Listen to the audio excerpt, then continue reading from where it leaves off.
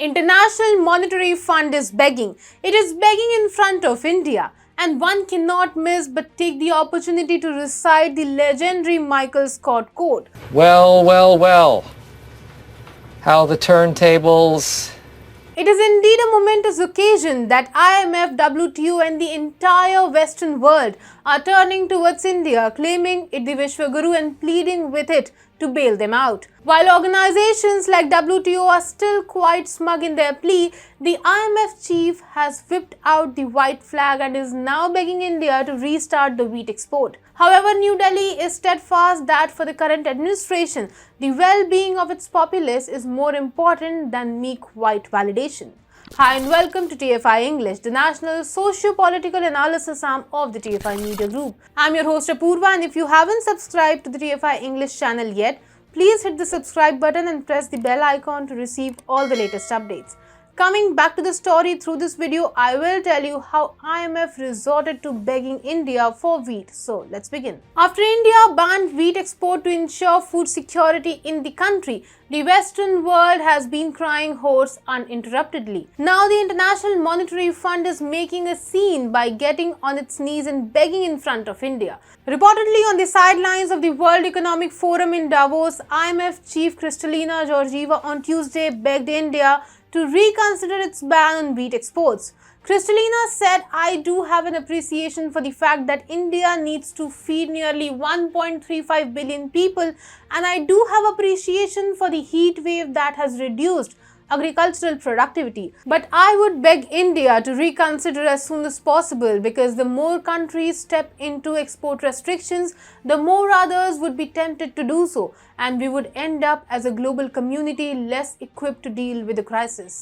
The IMF chief, playing the sympathy card, also said wheat is one of the areas where Ukraine and Russia have been dramatically impacted by the war.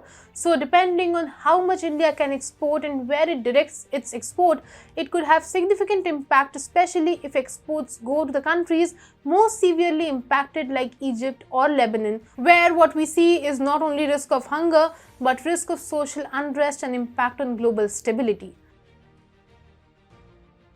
However, on the same platform in Davos, India's Minister of Commerce and Industry, Piyush Goyal, busting the propaganda, remarked that India's export amounted to less than 1% of the global supply and that the ban should not affect the global trade. Contrary to the claims made by IMF suggesting that India has been somewhat unsympathetic in the case of a crisis, New Delhi has exported wheat worth $177 million and $473 million in March and April this year respectively, despite facing challenges of low wheat production as a result of an extreme heat wave.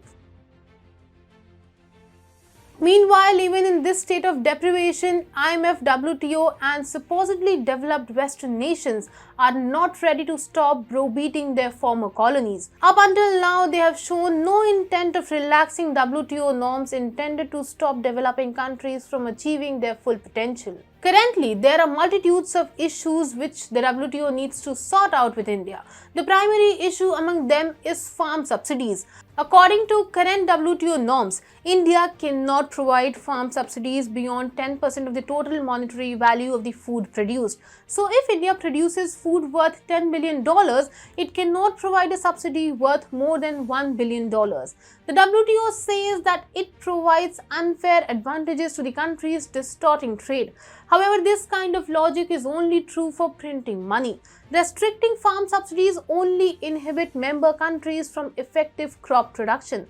The countries which have decided to follow this cap can never do justice to their indigenous farmers.